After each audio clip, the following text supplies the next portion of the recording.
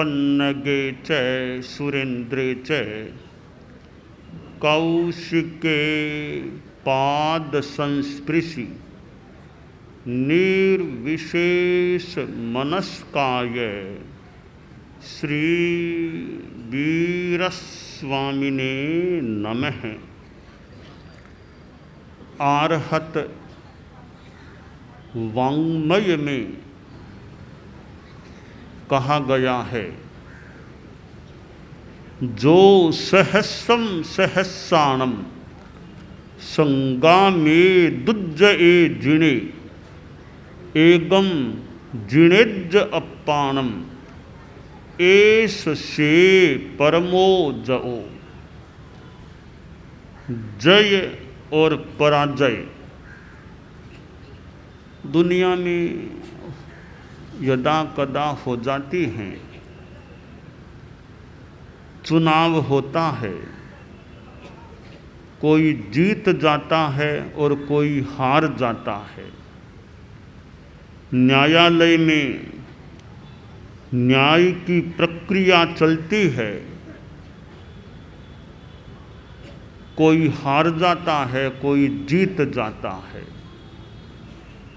खेल होता है, मैच, उसमें भी कोई जीतता है, कोई हारता है। तो यह जय पराजय संसार में चलती है। अध्यात्म के जगत में एक बात बताई गई है कि युद्ध होता है, युद्ध में भी कोई जीतता है, कोई हार जाता है।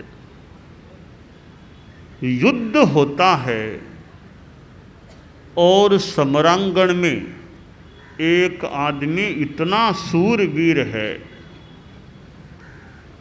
कि 10 लाख शत्रु सेना के सैनिक सामने हैं और उनको जो जीत लेता है, कितनी बड़ी जीत है। 10 लाख शत्रु योद्धाओं को जीत लेना, वह जीत तो है, परम जीत नहीं है, जीत है। एक आदमी 10 लाख योद्धाओं को नहीं जीत रहा है, केवल अपनी आत्मा को जीत लेता है। एक अपनी आत्मा को जीतता है। शास्त्रकार का कथन है, एस से परमो जाओ। जो एक अपनी आत्मा को जीतता है, यह उसकी परम विजय है। यानी 10 लाख योद्धाओं को जीतने से भी बड़ी बात होती है केवल अपनी एक आत्मा को जीत लेना। आत्मा को जीतने की बात है तो प्रश्न हो सकता है, आत्मा दिखती है क्या? कि आत्मा दिखती तो नहीं है, कि जो दिखती भी नहीं है उसको जीते कैसे? कोई दिखाई दे तो प्रहार भी करे, आदमी कर सकता है। दिखाई नहीं दे रहा है, उस पर कैसे प्रहार किया जाए, कैसे उसे परास्त किया जाए? आत्मा तो अमूर्त है, वह इन चक्षुओं से दृश्य भी नहीं है, देखी नहीं जा सकती। फिर आत्मा को कैसे जीते? हमें आत्मा तो नहीं दिखाई देती, शरीर दिखाई देता है। वाणी को भी हम जानते हैं, सुनते हैं, और मन का भी हमें अनुभव होता है, स्मृति, कल्पना, चिंतन होते हैं। तो शरीर, वाणी, मन और ये इंद्रियां, श्रोत्र, चक्षु आदि 5 इंद्रियां हैं, ये भी हमारे सामने हैं।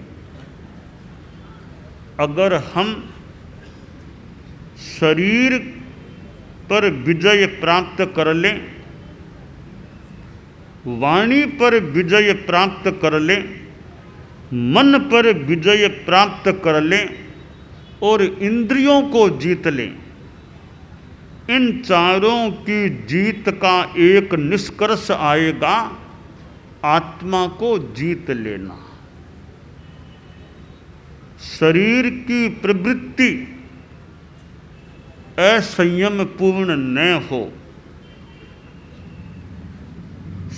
शरीर के द्वारा कोई पाप नहीं होगा, अशुभ योग नहीं होगा। वाणी पर नियंत्रण सद गया है कि जबान पर लगाम, जबान से कोई गलत बात, कटु बात, अयथार्थ बात मैं नहीं बोलूँगा। और मन को साध लिया, मन की चंचलता नियंत्रित है और मन निर्मल हो गया है, राग द्वेष गुस्सा अहंकार माया लोभ ये कुछ नहीं रहे हैं। और पांचों इंद्रियों का संयम है, श्रोत्र कान चक्षु आँख घ्राण या नासिका जिह्वा त्वचा स्पर्शन, पांचों इंद्रियां हैं, ये विजित हो गई हैं तो आत्मा को मानो जीत लिया। गुस्सा अहंकार माया लोभ ये कुछ नहीं रहे, सब समाप्त हो गए, आत्मा को हमने जीत लिया।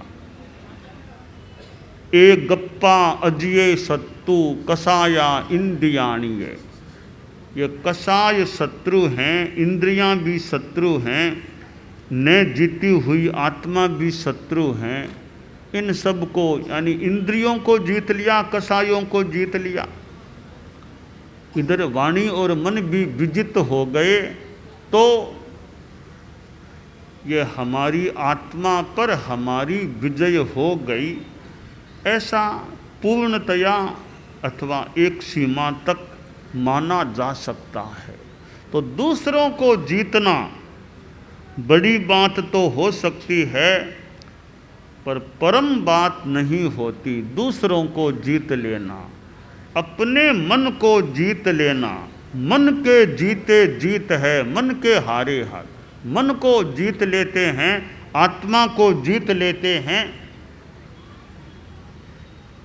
यह साधना करने वाला साधक जो साधना के द्वारा साध लेता है अपने आप को, सिद्ध साधक सा बन जाता है, वीतराग बन जाता है, क्षीण मोह बन जाता है, वह आत्म विजेता व्यक्ति बन जाता है।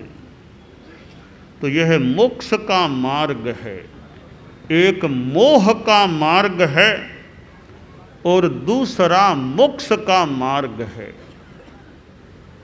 मोह का मार्ग आदमी लेता है तो मानो मोक्ष से दूर होता है या दूर रहता है, और मोक्ष का मार्ग लेता है, आत्म विजय का मार्ग लेता है तो फिर मोह से दूर हो जाता है।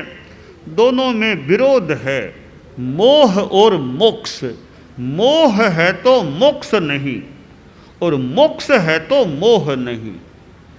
अंधकार है तो प्रकाश नहीं, प्रकाश है तो अंधकार नहीं। तो यह अंधकार अज्ञान का अंधकार न रहे, यह मोह का अंधकार न रहे, तो यह अपने आप को जो जीतने की बात है, यह अध्यात्म युद्ध की बात हो जाती है। साधु का जीवन तो साधनामय होना ही चाहिए, परंतु आप लोग जो गृहस्थ हैं, गृहस्थ जीवन में भी जितना आत्म विजय की दिशा में बढ़ा जा सके बढ़ने का प्रयास होना चाहिए।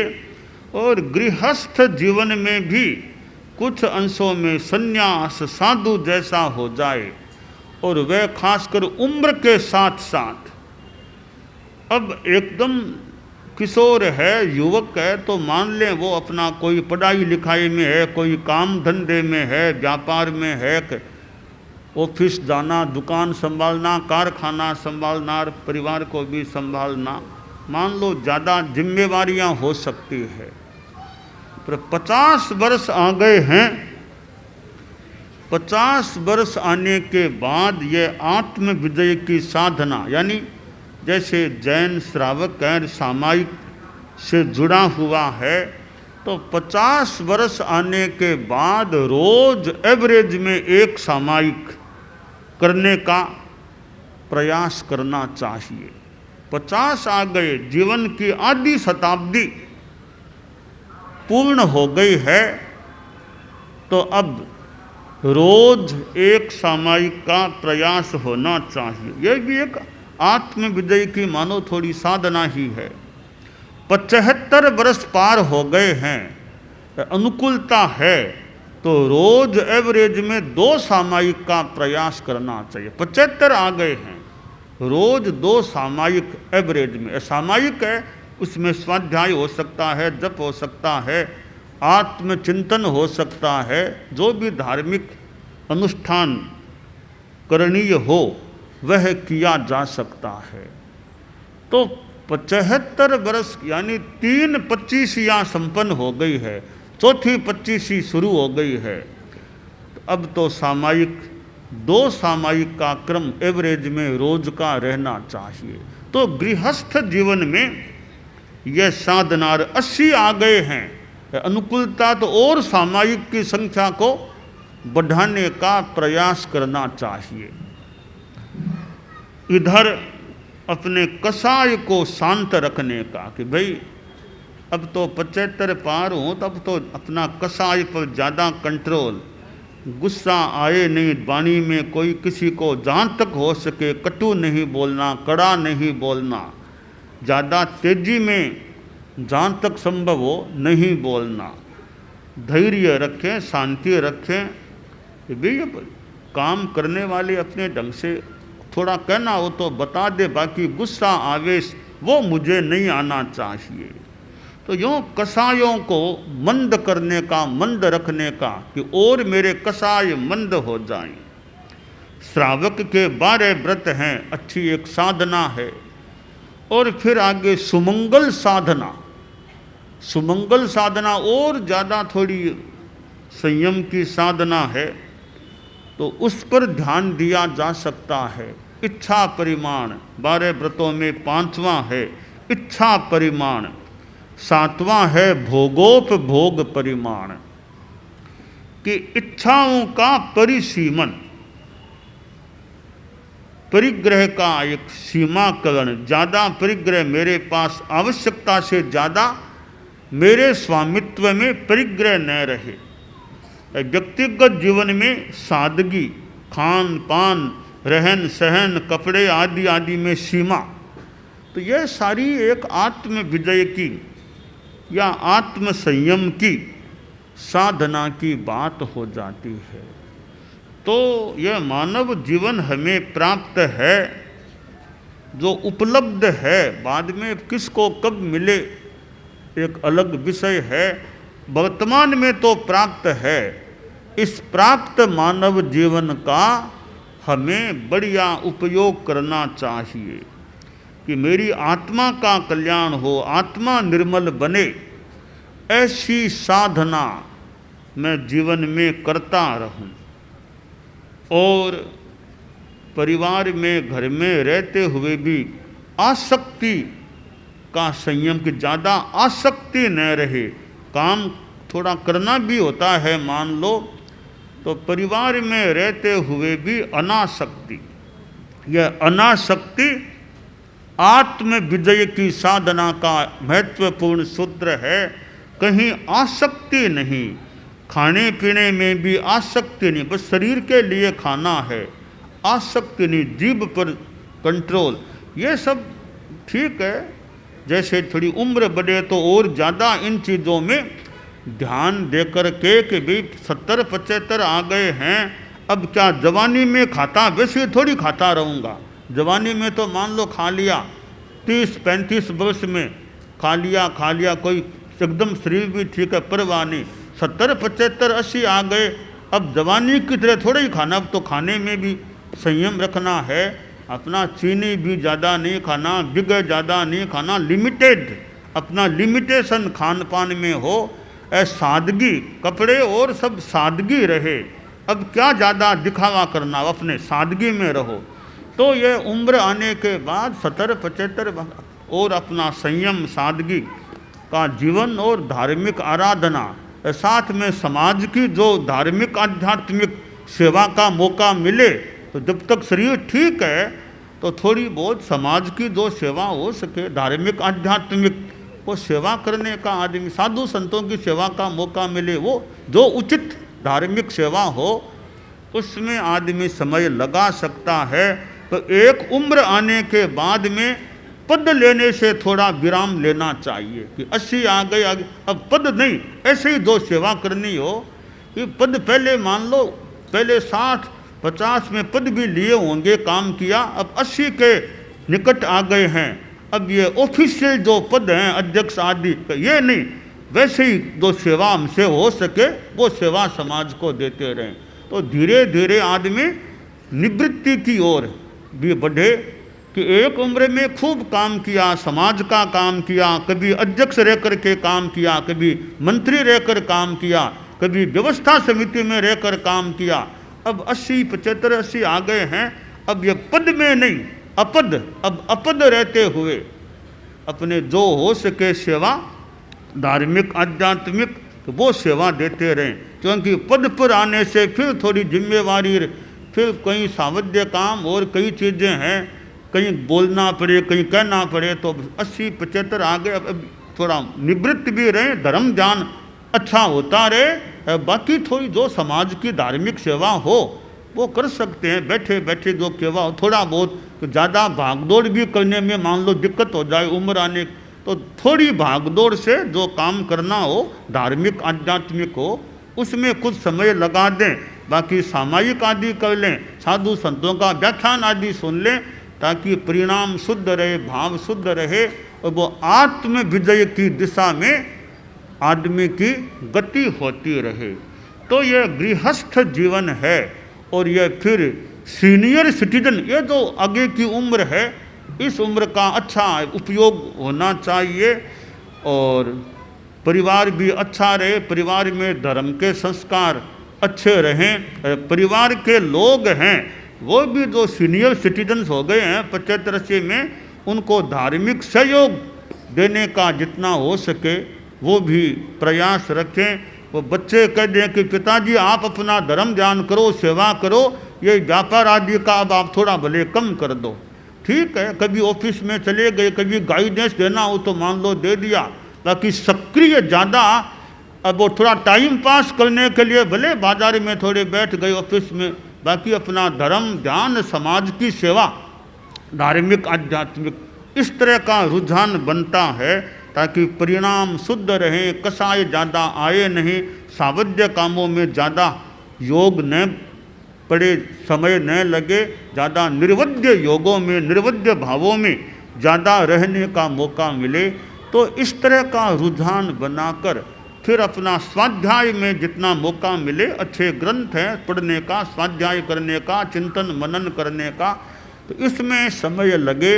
ये आत्मा शरीर, मैं आत्मा के आसपास कैसे रहूं, ज़्यादा आत्मा के निकट कैसे रहूं, इस प्रकार का सारा वो मनोभाव चिंतन होता है। तो गृहस्थ जीवन में भी एक आध्यात्मिक उन्नयन, ऊर्ध्वारोहण भी हो सकता है। तो शास्त्रकार ने कहा, जो सहस्रम सहस्राणम संगा में दुज्जये जिणे एगम जिणेज अप्पानम एस से परमो जाओ, कि 10 लाख योद्धाओं को कोई जीत ले सम्रांगण में, उससे भी बड़ी विजय उस आदमी की है जो अपनी आत्मा को जीत लेता है। हम आत्मा को जीतने की साधना करें, करते रहें जब तक साधना संपन्न न हो जाए, यह काम्य है। दानान सिद्धम अभयपयाणम सच्चे सुया अणवज्जं वयंती तवे सुया उत्तम बंभचेरम लोगुत्तमे समणेणाय पुत्ते।